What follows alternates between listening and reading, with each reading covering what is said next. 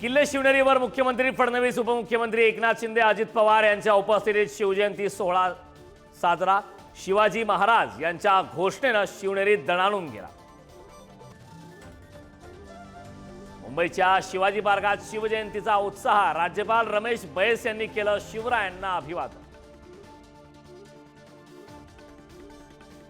अरबी समुद्रात शिवस्मारक बांधण्यापेक्षा गडकिल्ल्यांच्या समर्थनासाठी सरकारने निधी द्यावा, खासदार उदयनराजे भोसलेंचं वक्तव्य।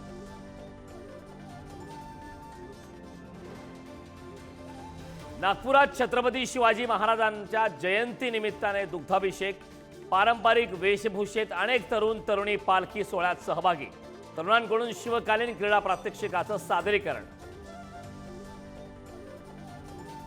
राज्यासह देश आणि जगभरात शिवजयंतीचा उत्साह।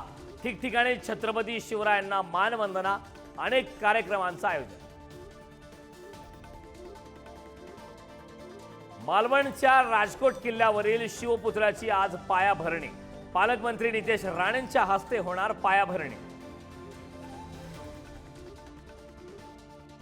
उपमुख्यमंत्री एकनाथ शिंदे आज प्रयागराजमध्ये सहकुटुंब करणार संगम तीरावर कुंभस्नान।